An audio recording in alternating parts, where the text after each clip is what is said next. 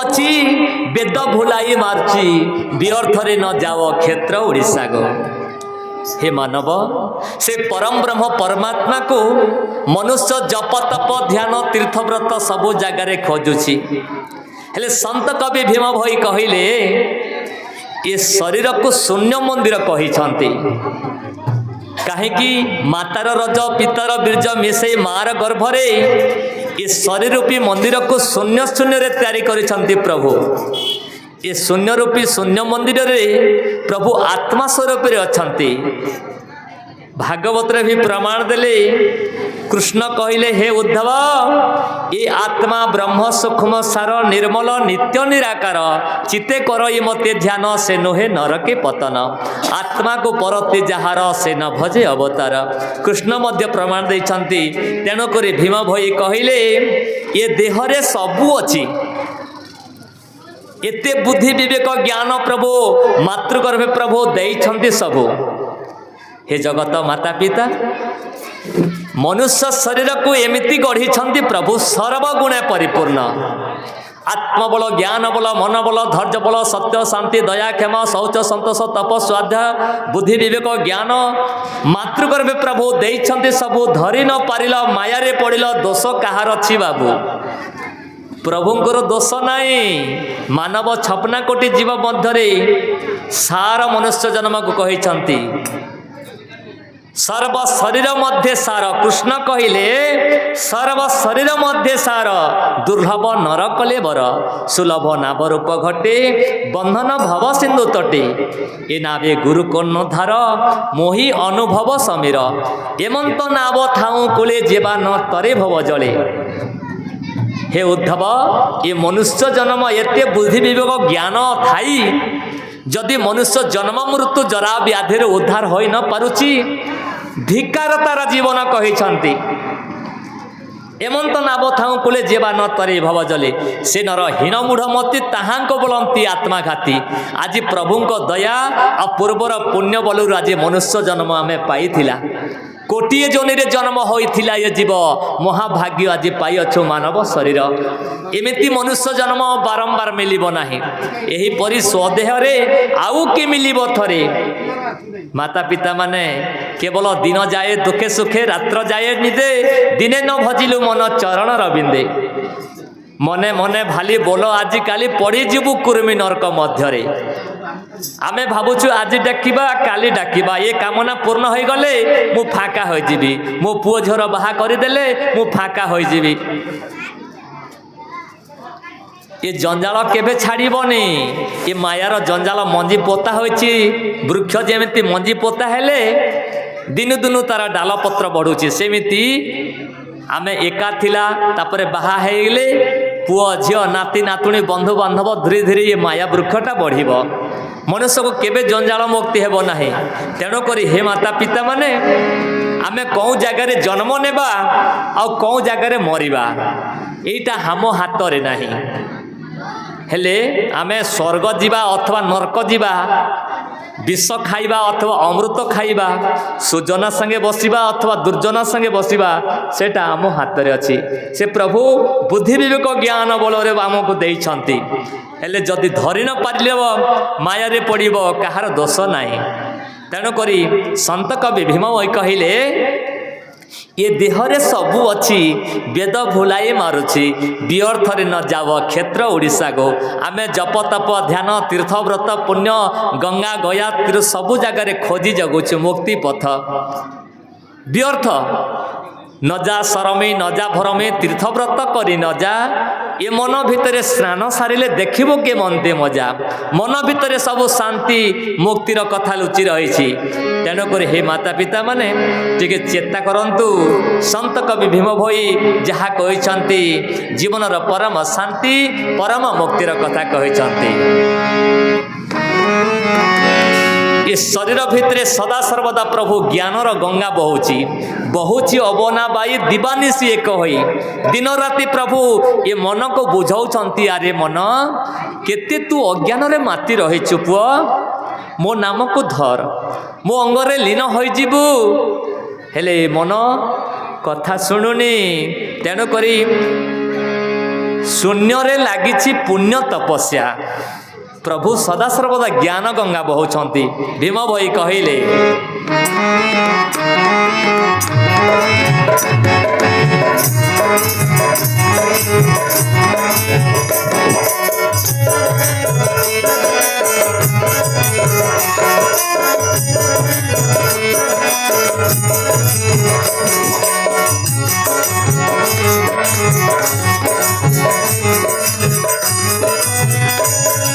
शून्य लगी पुण्य तपस्या गो शून्य लगी पुण्य तपस्या गो तेणु सुन नाम कर भरोसा गो तेणु सुन नाम कर भरोसा शून्य लगी पुण्य तपस्या गो शून्य लगी पुण्य तपस्या गो तेणु सुन नाम कर भरोसा गो तेणु सुन नाम कर भरोसा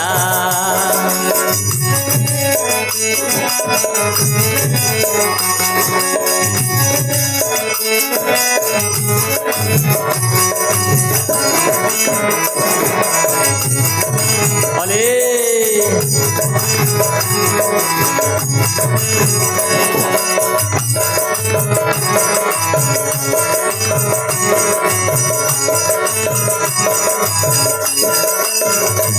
अपूर्व महिमा नाम निष्काम हटए धर्म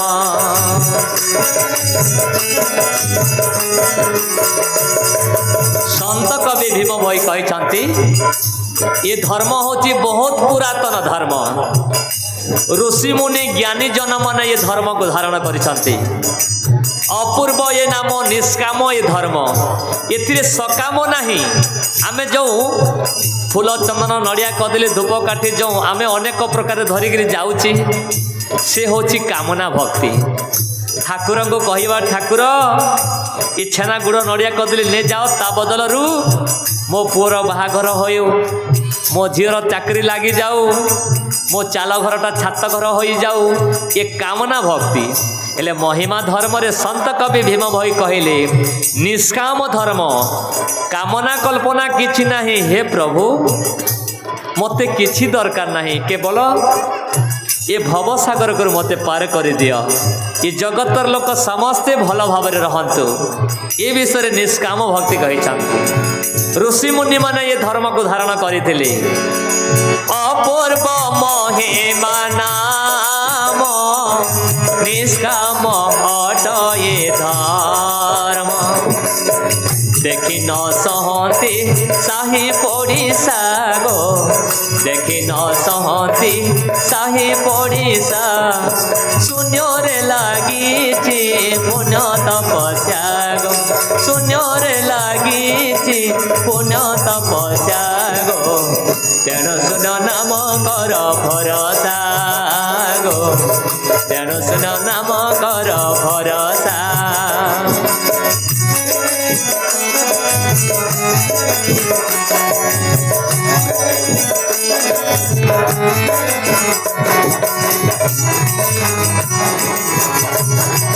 अले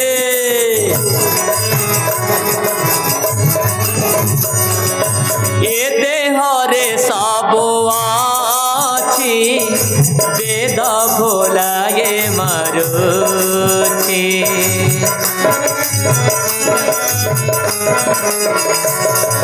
ये देह रे सब आछि वेद भोलाए मारुछि व्यर्थरे न जाओ क्षेत्र ओडिशा गो व्यर्थरे न जाओ क्षेत्र ओडिशा संत कवि भीम भई कहले आमे गंगा गया तीर्थव्रत से प्रभु को खोजुची प्रभु आम हृदय भितर थाई आमको सदा बेले सदबुद्धि ज्ञान देउछंती ए पुओ ब्रह्म मुहूर्त उठी जा जा स्नान करू जा साधु संगे बसबू कहीं तू धन पछरे गोड़ाऊचु केवल धन धन धन धन कहूचु दिने निधन हो रे पुओ प्रभु सदा बेले एते बड़ ज्ञान दौची आमे खोजुछु आमे गंगा गया तीर्थ व्रतरे केवल भ्रम अज्ञानवशतः आमे भ्रमे जाऊची तो भीम भई कहले जेते बेले से परम ब्रह्म परमात्मा को मनुष्य जानी पकाए अंतर बाहर प्रभु अछंती ऊर्ध्व अध मध्य सर्वठारे पुरी भूत मानकर बाह्य अंतरे रही बोली सेते बेले मनुष्यर अज्ञान भांगी जाए तेणुक भीम भई कहले ब्रह्म को जे पे चिन्हिब आत्मालिंगन डरेब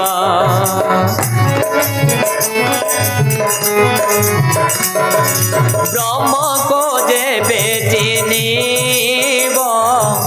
आत्मालिंगन डरेब दुरांत होइब क्षुधा तोर साग दुरांत होइब क्षुधा तोर साग शून्यरे लागिछि पुण्य तपस्या शून्यरे लागिछि पुण्य तपस्या गो तेणु सुन नाम कर भरसा गो तेणु सुन नाम कर भरसा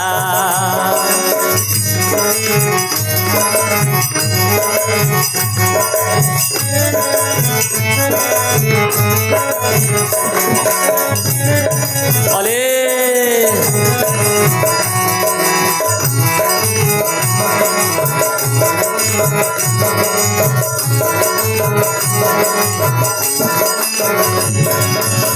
हे जगत माता पिता जे पर्यंत आमे मनर कथा मानुछि से पर्यंत आम दुख अच्छी मनर कथा जिते बेले आमे मानुछि आम दुख केबे छाड़ब नाही मन कहूँ नाच देखी जीवा आमे कहूँ आज्ञा मद मांस खाइबा मन कहूँ मद मांस खाइबा आमे कहूँ आज्ञा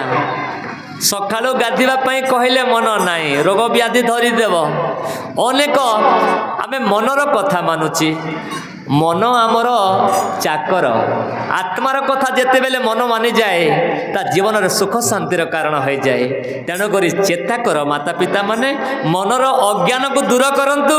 मनर कथा को मानंतु नहीं अंतरात्मा रे प्रभु कहउछंती चेतना स्वरूप रे ये मन जिते बेले अरे मन ब्रह्म मुहूर्त रे उठी जा आज्ञा तू जा स्नान करू आज्ञा साधु संगे बसबू जा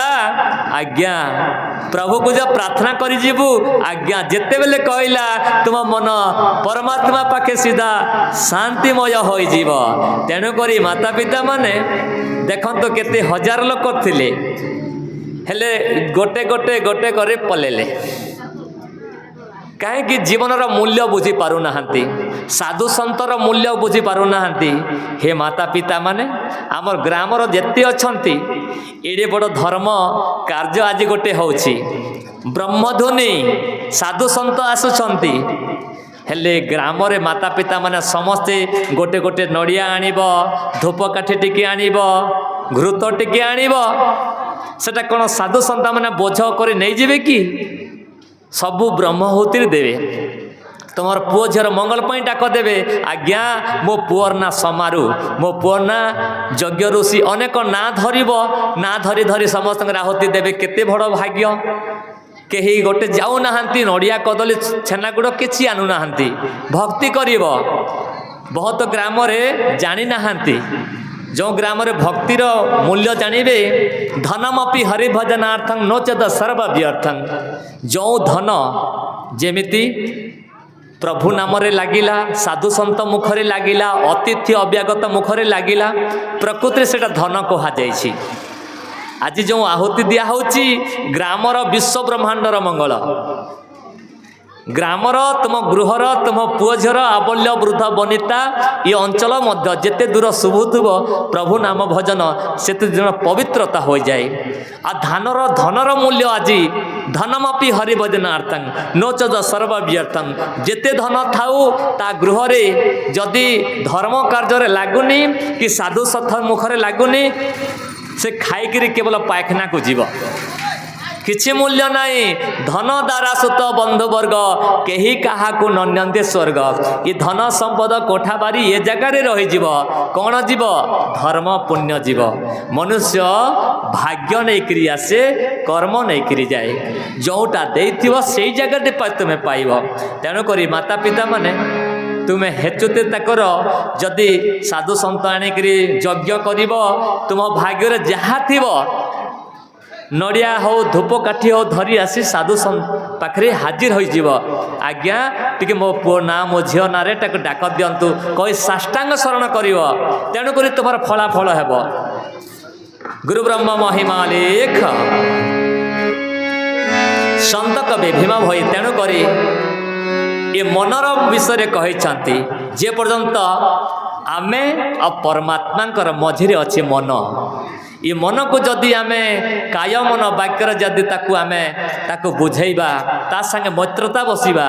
ଆମ ଜୀବନ ଉଦ୍ଧାର ମାର୍ଗ। ଏ ମନ ହେଉଛି ବନ୍ଧନର କାରଣ, ଏ ମନ ହେଉଛି ନର୍କର କାରଣ। ମନ ସାଙ୍ଗେ ଆମେ ମୈତ୍ରତା ବସିବା, ସାଧୁ ସଙ୍ଗେ ବସିବା, ଶାସ୍ତ୍ର ଟିକେ ପଢ଼ିବା, ବ୍ରହ୍ମ ମୁହୂର୍ତ୍ତରେ ସ୍ନାନ କରିବା, ପ୍ରଭୁକୁ ପ୍ରାର୍ଥନା କରିବା, ହେଲେ ମନ ଶାନ୍ତି ଖୋଜୁଛି, ପ୍ରକୃତିରେ ପରମ ଶାନ୍ତିକୁ ପାଇଯାଏ। ଆଉ ଏ ଧନକୁ ଯଦି ଅନେକ ଖଚ ମିଛ ମଦ ଗଞ୍ଜେଇରେ ଆମେ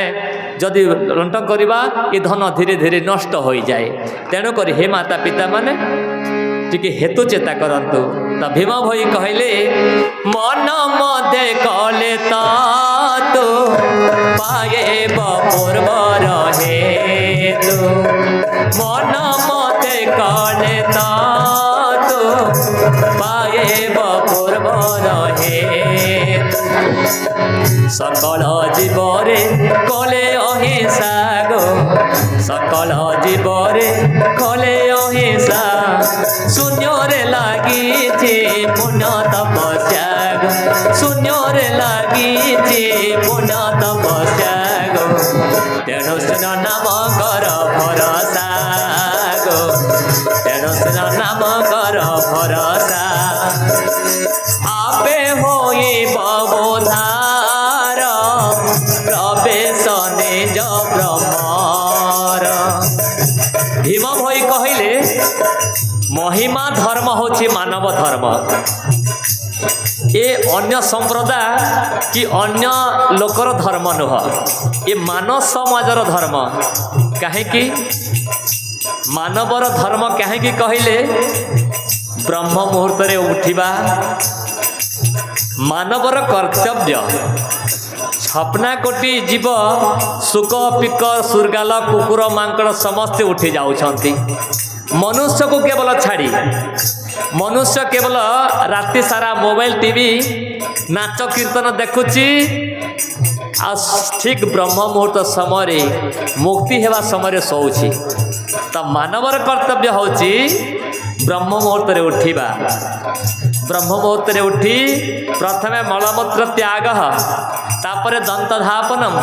ତାପରେ ସୁନିର୍ମଳ ଜଳେ ସ୍ନାନ କରିବ, ଗୃହେ ଯାଇ ରାତ୍ର ବାସନ ଛୁଇଁବ, ଶୁଦ୍ଧ ବସ୍ତ୍ର ପିନ୍ଧି ଆମକୁ ଯେ ଗଢ଼ିଛନ୍ତି ସେ ପ୍ରଭୁ ଅନ୍ତର ଭିତରେ ଆତ୍ମା ସ୍ୱରୂପରେ ଅଛନ୍ତି। ঊর্ধ্ব অধ্য মধ্য সর্বঠারে প্রভু পুরী রহিଛନ୍ତି। ସେ ପରମାତ୍ମାକୁ ପ୍ରାର୍ଥନା କରିବ, ହେଲେ ଏ ଜୀବ ସେ ବ୍ରହ୍ମରେ ଲୀନ ହୋଇଯିବ। ହେଲେ ସନ୍ତ କବି ଭୋଇ କହିଲେ ଆପେ ତ ବ୍ରହ୍ମରେ ଲୀନ ହେବ, ହେଲେ ତାଙ୍କର ସପ୍ତପୁରୁଷ ଉଦ୍ଧାର ହେବ ବୋଲି ଭୀମ ଭୋଇ କହିଛନ୍ତି। ଆପେ ହୋଇବ ଉଦ୍ଧାର ପ୍ରବେଶ ନିଜ ବ୍ରହ୍ମର। উদ্ধার হইবে সপ্তপুরুষ গো, উদ্ধার হইবে সপ্তপুরুষ। শূন্যরে লাগিছে পুণ্য তপস্যা গো, ଶୂନ୍ୟରେ ଲାଗିଛି ମନ ତପସ୍ୟା ଗୋ ତେଣୁ ଶୁଣ ନାମ କର ଭରସା ଗୋ ତେଣୁ ଶୁଣ ନାମ କର ଭରସା। हे जगत माता पिता माने मनुष्य जन्म होई जे माने सकाळु स्नान करती नाही पातंजल मुनि कहिछंती मानव जीवन जदि सकाळु शौच करुनाहंती पशु पशु कोन करती धर्म पशु जेमिति झाड़ा बसिले शौच जाने नाही प्रभु नाम भजन किछि जाने नाही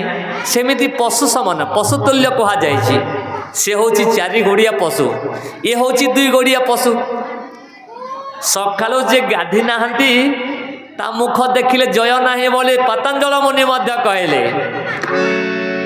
देखिथिबो जे माने स्नान करिथिबे तांकर मुखमंडल को देखिबो ता मन मध्य शरीरम माध्यम खलु साधनम शरीर को स्नान शौच करिदेले आमे काहे कि स्नान करिबा ना आमे सकाळु उठिला मात्र के आम आखिरे मैला बाहरुची नाकरे कर्णरे पाटिरे मलमूत्र जगार प्रत्येक अंगरे आमर कढ़ा कढ़ा अच्छी से सबू मल निर्गत होची हेले मानव धर्म आमे दांत टिके घसी दउची आ घुसरी परी खाई दउची ना हेटा अपवित्र कहा जाइछि जो माँ माने जो स्नान करी रोषई करती पवित्र कहा जाइछि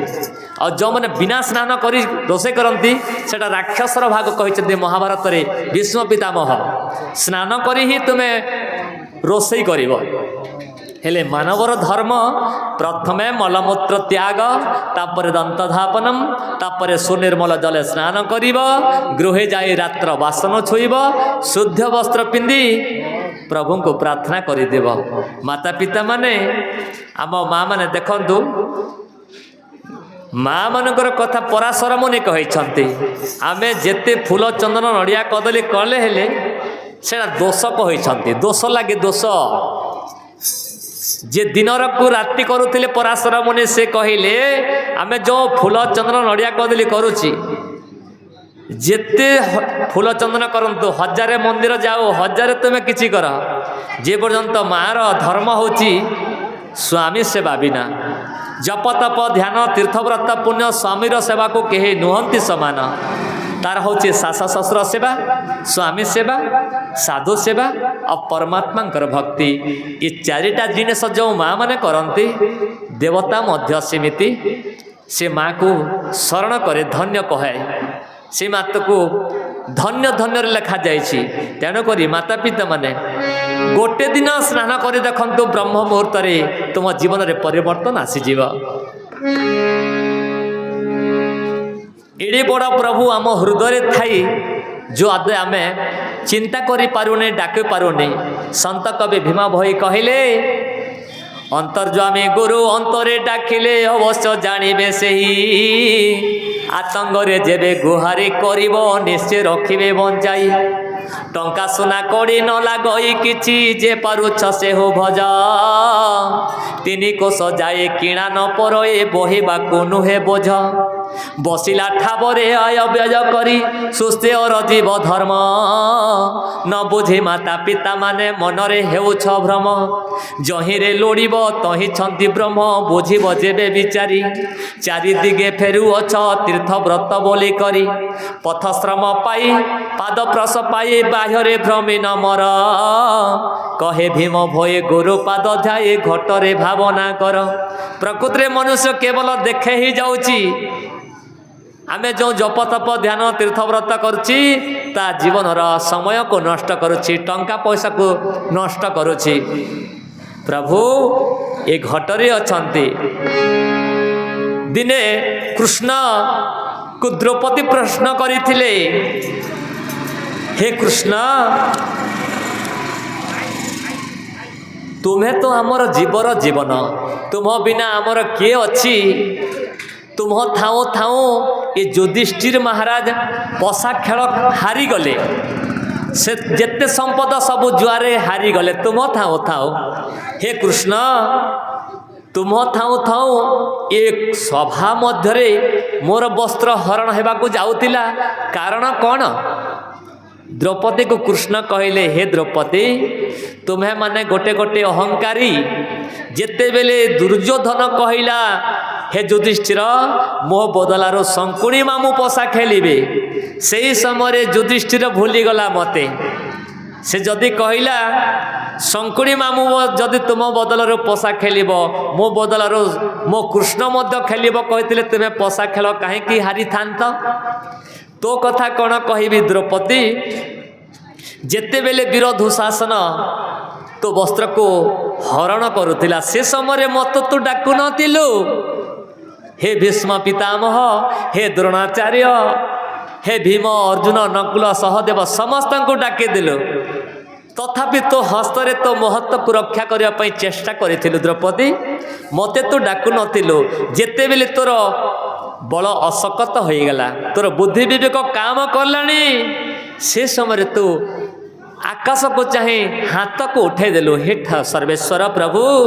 तुम्हें रख बा न रख ये मान अपमान आपण को समर्पण करदेली आ दुई हाथ जेते बेले उठे देलु हे द्रौपदी मु तिले मात्र विलम्ब करिछि कि सेमिति हे माता पिता माने ये कहवार अर्थ कौन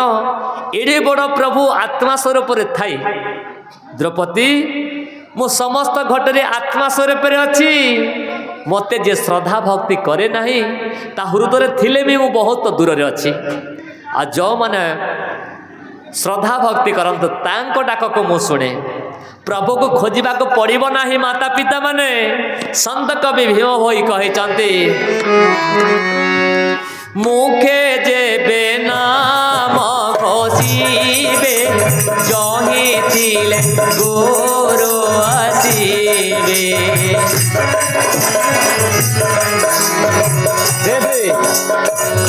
आवाज बसे हो मुखे जेबे नाम घोषिबे जही थिले गुरु आसीबे श्री गुरु को ध्यान कर ज्ञान श्री गुरु को ध्यान कर ज्ञान शून्य है बेरो मोरा दे गोपतरे रहे छाते गोपतरे रहे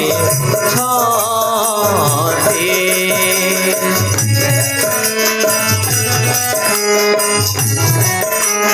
महिमा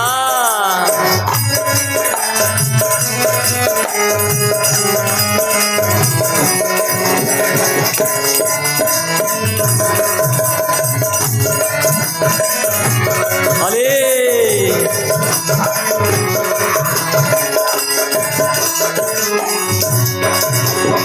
एडे बड़ प्रभु से कहा को देखिक आसती आम घर द्वार आमर धन संपद को देखिक आसती कि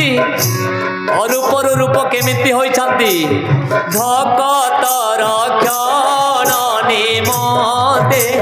न लागते माया संगते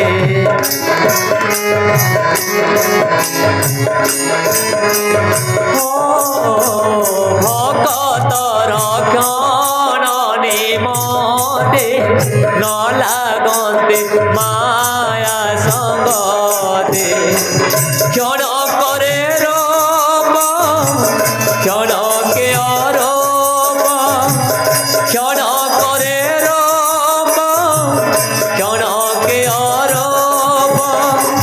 भगत निकटे अछाते गोपतरे रहे छाते गोपतरे रहे छाते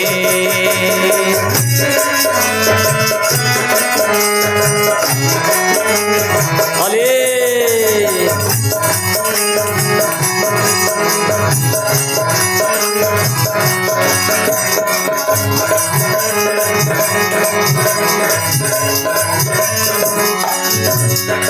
भगत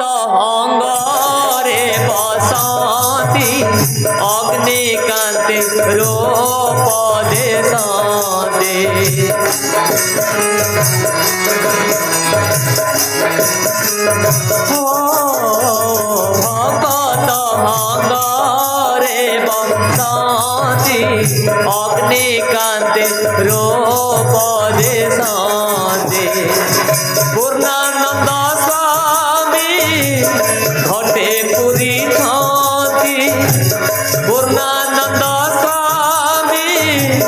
ঘটে পুরী ছতি কোটিয়ে কন্দর্প মোরাতে গোপতরে রহে ছতি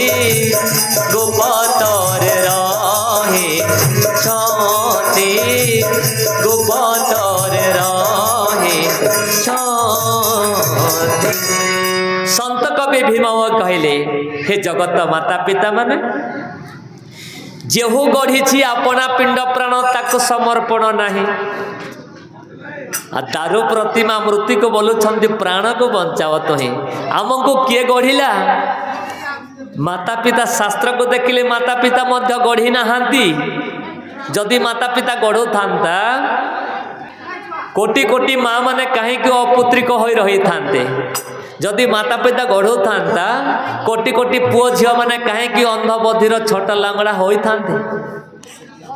तेणुक किए गढ़ी जदि पुओ झील को गढ़ीच केते बेले हाथ गोड़ कर्ण चक्षु गढ़िल कही पारिब कि ना। किए गढ़ी मातार रज पितार बीर्ज मिसई मार गर्भरे से स्वयं परम ब्रह्म परमात्मा आमको गढ़ी तो जेहो गढ़ी अपना पिंड प्राण आमे ताकु समर्पण करि पारुना। संत कवि भीम भोई यह कहले हेले भागवत रे कृष्ण कौन कहते से एक परम ब्रह्म परमात्मा से ब्रह्म थाई एक स्वरे माया रे नाना शक्ति रूप धरे। प्रभु अनेक ब्रह्मा रूपे सृष्टि कले विष्णु रूपे पालन करुछंती शिव रूपे संहार करुछंती। से प्रभु जेते बेले असुर माने अति अत्याचार करिवारु अनेक मछ कच्छ बराह नरसिंह बामन परशुराम कृष्ण अनेक रूप नहीं। तो हे उद्धव ये ब्रह्म 10 अवतार केहो जे मानिबा आधार केहू कूर्म को भजई किबा बरहासु मरई कि बामन मूर्ति अवतार किबा भजई निष्ठाचार के परशुराम मंत्र नहीं जेमंती भजंती चित्तई के हरे राम कृष्ण मंत्रे भजंती यही धर्मतंत्रे के कल्की मंत्र नहीं गायत्री सावित्री जबई के शिव शक्ति मंत्र दीक्षा जहार जेमंते इच्छा एवंत मार्ग भिन्न भिन्न करी पूजंती मूढ़ जन एक ब्रह्म बोली न जानी अनेक मार्गे भ्रमे प्राणी। से जेबे एक ब्रह्म जाने प्राणी किंपाई तेबे भ्रमे ब्रह्म को चिन्हई जे नर निकट लभे मो पयर। हे माता पिता माने आमे एक परम ब्रह्म परमात्मा को छाड़ी आम मनरे अनेक ठाकुर अछंती बोली आमे विश्वास करुछि। से परम ब्रह्म एका प्रभु सबका मालिक एक है। तेणुकरी भीम भोई कहते एक ब्रह्म बिनु हृदय अन्य मन जाने चेतरे।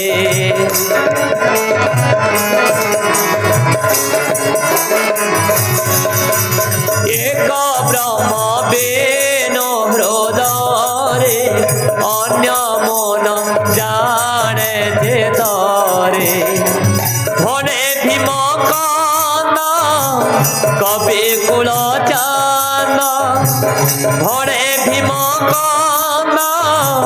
कवि कुल चांद गुरु पादर हो ममते गोपतरे रहे छाते गोपतरे रहे छाते देखी कल जोगारे दे देखी कल जोगारे दे गोपतरे रहे छाते गोपतरे रहे छाते गोपतरे रहे छाते गोपतरे रहे छाते। हे जगत ଜଗତ ମାତା ପିତା। ଦେଖ ଆମ ଗାଁରେ ଖୋଜିଲେ ସୁନା ବେଶୀ ମିଳିବ କି ଲୁହା ବେଶୀ ମିଳିବ? ସୁନା ଅଳ୍ପ ମିଳିବ, ସୁବର୍ଣ୍ଣ ଯେଉଁ ଅଛି ଅଳ୍ପ ମିଳିବ। ସେମିତି ଯେ ହେବ ମଣିଷ ଜାଣିବ ଅବଶ୍ୟ। ଭୀମ ଭୋଇ କହିଲେ ଚକ୍ଷୁ ଥାଉଁ କଣା ବୁଦ୍ଧି ଥାଉଁ ବଣା ବାତୁଲ ହେଲେଣି ସମସ୍ତେ। ଚକ୍ଷୁ ଥାଉଁ କଣା ବୁଦ୍ଧି ଥାଉଁ ବଣା ବାତୁଲ ହେଲେଣି ସମସ୍ତେ। ଯେ ହେବ ମଣିଷ ଜାଣିବ ଅବଶ୍ୟ ବୁଝାଇ କହୁଅଛି ଯେତେ। ଯଦି ପ୍ରଭୁ ନାମ ଅମୃତ ଲାଗୁନି